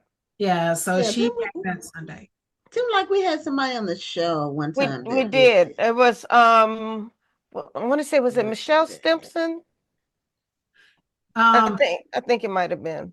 She had one book about the side of greens, but it seemed well, we had the bookstore where all of their books were food related. They're in New oh York. wow. Okay. Yeah. It was two sisters Oh, okay. that had Oh, I remember that. I know what you're Remember talking them? about. Yeah. All of the books were food related. Either they were cookbooks or they could have been novels where food was a central theme. Or Right. it was all about and that bookstore is included in that new book about bookstores, The Pros to the People, that we had. She was a guest on the show, I think 3 weeks ago. Okay. The book about Black bookstores. Mhm. But that bookstore was in there among the featured books. Oh, Very, very nice. I mean, featured bookstore. It's a very nice book. It's extremely nice. So, now tell us about your latest book that you have. the latest book is a part of my Henderson family saga. They're also countryhood. Okay. Lord have mercy. That was book 24 of that series. Wow. Book 24 in book one series? Yes. And book 25 will be coming next month. Wow. Wow. Go ahead, girl. That's Now, a I long did see story. that you have written 106 books. Yes, ma'am. Okay. That is crazy. Now, I saw it published and I'm like, okay, is she publishing other people's work or is this her work? No, it's my work. I'm not publishing anybody. So do you write full time, Monica? Yes, ma'am, I do. Yeah, if you got that many books, you has to be. Absolutely. I went full time in 2018. Oh, wow. okay. Good for you. Congratulations. Thank Yeah. you. So are all of your books country hood? Or do you like No.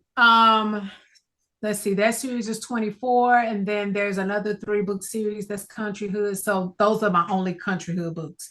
The rest are, just I call them contemporary romance, which means there's a mixture. So you have contemporary, you have some urban, and you have some erotic romance within. Okay, and what word did you come up with? Contemporary. I had to fuse all You that together. you are a branding genius because you can come up with a name. You can. I love that. I love it. Yeah. I tend to fuse all of them in one story. So it was like I couldn't say this is solely contemporary romance. No, it's not, because there's a little pum pum in here, and so that's kind of urban too. That's right. So I was like, okay, that's kind of urban, and then the love scenes get a little spicy. Yeah, like, well, that's it's not exactly romance. It's a little erotica up in there. So I was like, okay, I can't just box this into just one particular type of romance. So right. Wow. Now, are your country hood books romance or urban? Oh, they are romances. Okay. They romance. I'm going to always write romance. That's just okay. Now the subgenre may be okay. Okay. For the most part, it'll be contemporary, urban, or erotic romance.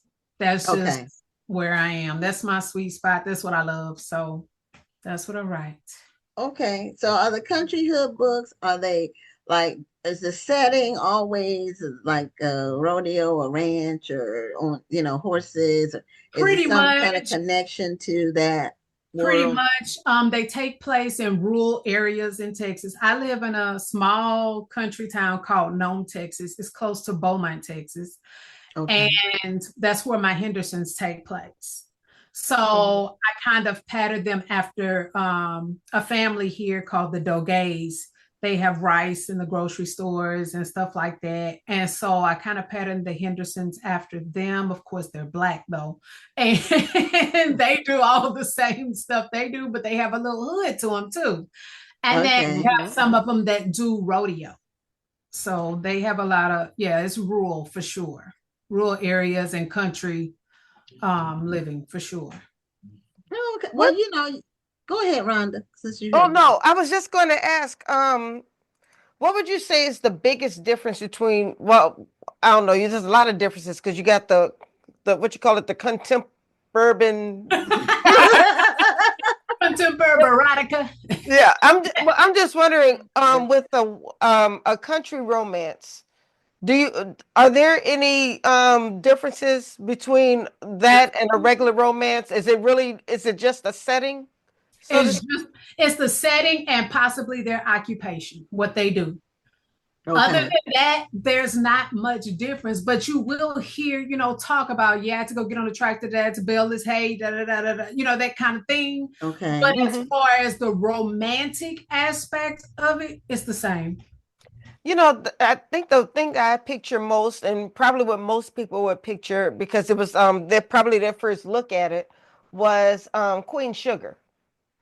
That was kind of country romance. Yes, it's kind of like that, and he was kind of Ralph Angel, Ralph Angel, kind of hood, Yes, but exactly. he was he was doing the sugar cane and stuff. So it's like that. Yeah, I tell people a lot that it's the black version of Yellowstone. Okay. I've watched Yellowstone. I haven't. I actually like the spinoff one, the 1923 one. I was about to say when they go back. Yeah. With my husband. And I think I saw the other one too. The 1886, I think it was. Interesting story lines. A lot of action, but not a lot of like action like in contemporary stuff where it's like a lot of shootings with guns that shoot like 100 shots in a minute or second.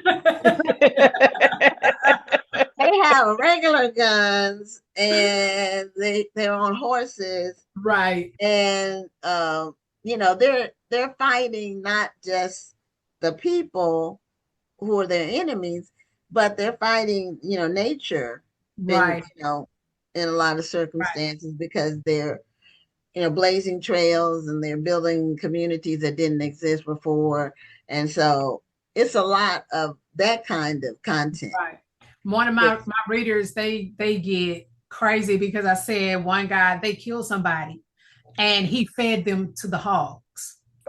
Oh. And they were like, the hog's gonna eat every bit of him, including his bones.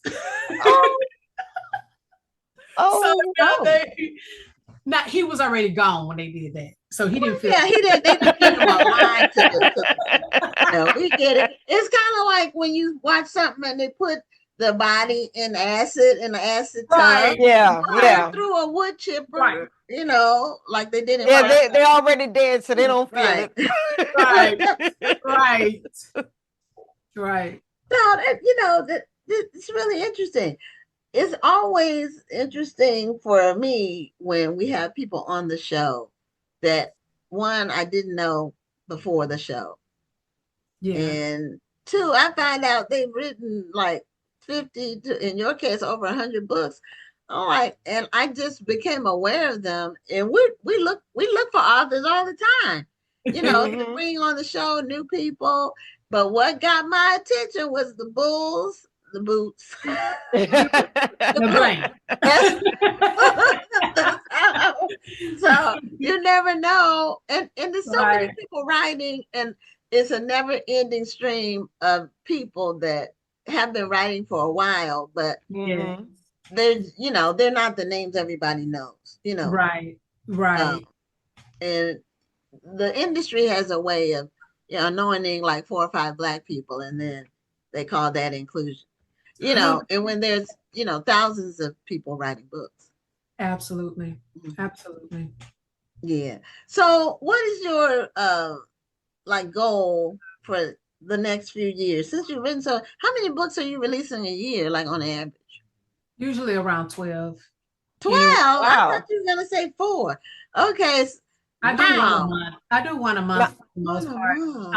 I just took a break this year where I went 2 months without releasing anything, and it was driving me crazy because since the end of 2018, I've been releasing a book a month, and so it was just like I feel weird not having a book release. Well, how do you find the time to write all of these books, and how do you find your ideas?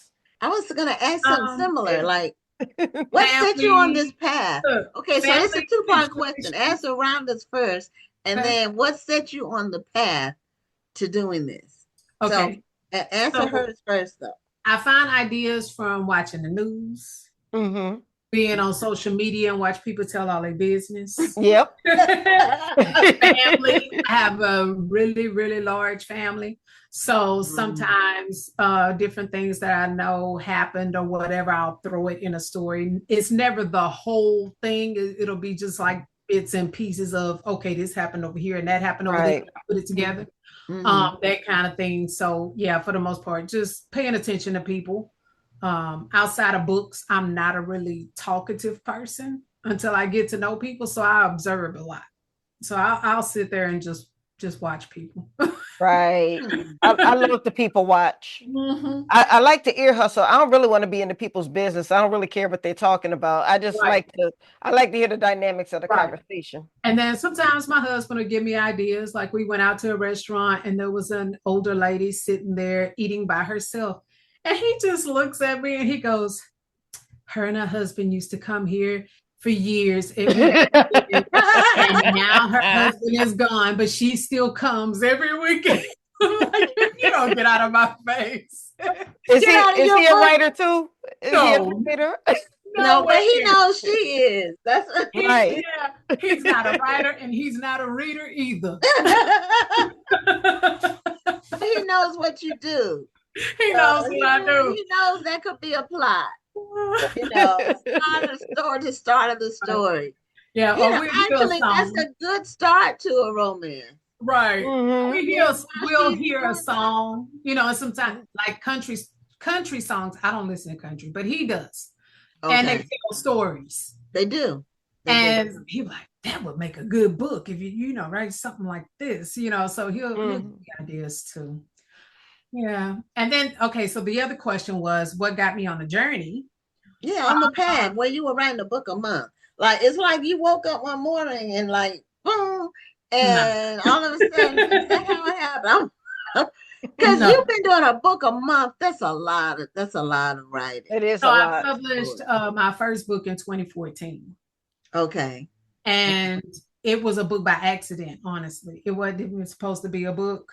I was just writing, you know, in a tablet. I was bored. I was pregnant. I wasn't working. I would be in the house all day by myself. And I like to write. I would write short stories and poetry and stuff like that. And I noticed this kept going on, and I'd feel the whole spiral. And I said, okay, let me go type this. And that was my first book. So but I didn't do anything with it, or you know, this was in 2011 actually that I wrote it, and I didn't do anything with it for a couple of years. Again, I was pregnant, so then I had a newborn, and then I got pregnant like 3 months later again. So you know, I didn't really do anything. I wrote a second one after my second daughter was born, and that's when I published both of them on Amazon in 2014. So it was just a hobby. And so, but I love storytelling because my life is boring. I mean, I literally have nothing going on. So I can make up all kinds of drama in these books and live vicariously through these characters. Okay, So, I feel that. so I would write as a hobby. I mean, it was an excessive hobby though, because it was like I was working, I put the kids to sleep, and I would write until like 2 in the morning. Wow. And then get up at 6 and do it all over again. You know, so it was a lot, but it was something that I just loved. And You can get lost in your stories. yes. And at the time I was doing 4, maybe 5 books a year. And that was with a job and small children and a husband, you know. And then I saw something by an author named B Love on Instagram where she was accepting 1 book contracts. Okay. And I said, she's been on the show. Yeah. Yes. And I said, maybe I should do that. And my husband was like, so I messaged her about it and I asked her how soon I would have to have the book. And this was September. And she was like, maybe by the end of September. And I'm thinking, that's like 3 weeks away, you know. And well, she probably was thinking you already had the book written and maybe had to do some finishing touches, and you didn't have it written. Okay. So I told my husband, he was like, why don't you just quit your job? Oh, okay. I said, That's sure? supportive. Yeah. That's You sure very about that? supportive. Are you sure about that? Because once I quit, whether this works or not, I'm not going back. I don't dip back. Hey, So he that's was I like, yeah. believe in that. So he's like, yeah, just follow. This is something you always wanted to do that you've been wanting to do for a while. So just go for it. And I've been full time ever since. And but Awesome. he was like, to get your name out there, write as much as you can, release as often as you can. And her exact words was shove it down their throats. That was her exact word. She said, until they get tired of seeing your name. Now, let me read something that she's writing because she put them out too fast. Let me see what she's writing. And that's what I did. Love that. Hey, I do too. That's great. Okay. Well, now, do you have any copies of your book handy so we can see what one looks like? Yeah, in my office. Let me get one of my latest. I don't have the latest in paperback, but I have the one right before it. Okay. All right. Now, what's on the wall? Are those your book covers? Yes, those are my book covers. Oh, okay. Yeah, that's a lot of them. Okay, so this one came out in April. This is Somebody Else Will. Okay. And the pages are pink. Okay. And it's in color. Let me get to a page. Oh, wow. That's different. That is pretty. I like that. Yeah. So that's your signature, Monica. Now, are all your books like that or just that one? I have about 4 that are like that are in color. I just started doing the color just to make them pretty. It is a little more expensive to do that. Okay. Do you do your books through KDP or do you use some other? I do okay. KDP. Yes, okay. But I don't know if I've seen any other. Well, I don't know. I don't recall seeing any other books where they incorporate the color in the copy. I know Casey Mills does. Okay. There's a few I other haven't read authors. anything by her yet. She's been on the show, but I hadn't read anything by her yet. There's a few other romance authors that do it. Kimberly Brown, I think, does it. And okay.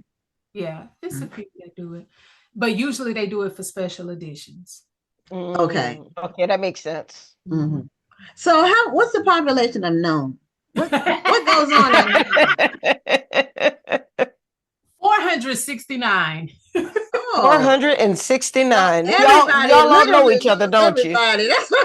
Well, I don't know that many people here, but my husband is from here, so he knows everybody. Oh, okay. I'm from Beaumont, so okay.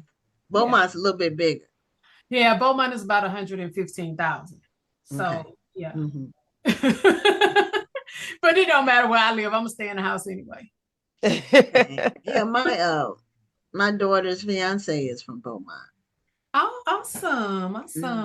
Yeah, she's getting married June 14th. Oh, well, congratulations. Congratulations. It's coming up quick. I was about to say you got a couple of more weeks. Yeah, she said I gave her the shower already. It went well. Yeah, congratulations to her. Well, yeah, it's important to meet someone who loves you. That's true. Absolutely.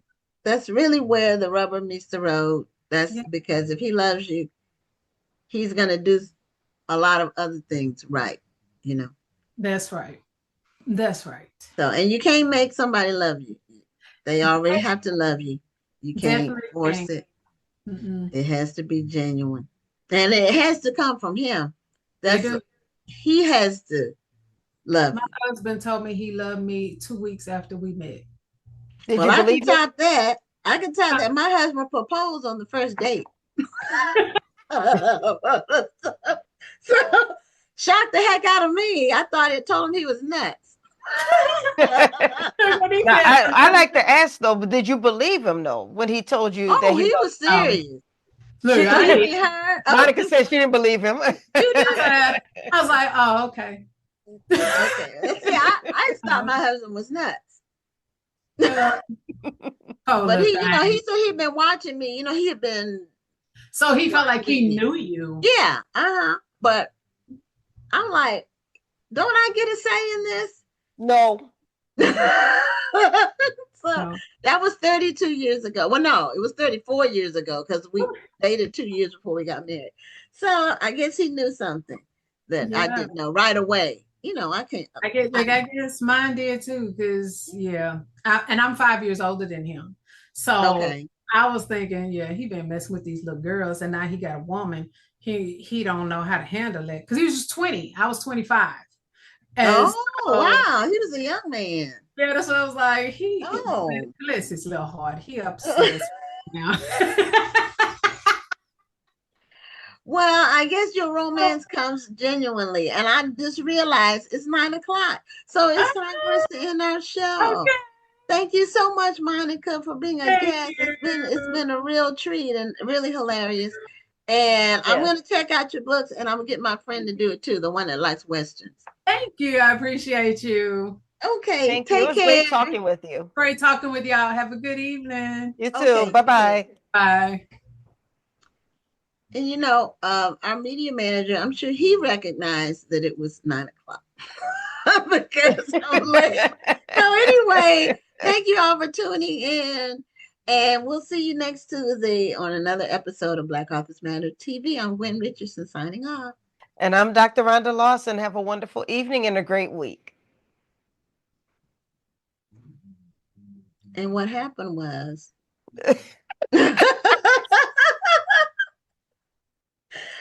You could have helped me out, Rhonda. I didn't see him. I'm sorry. I was in the conversation. I know. I was too. Anyway, good night, everybody. Thank you for tuning in, and join us next Tuesday at 7 p.m. Central, 8 p.m. Eastern for another edition of Black Authors Matter TV.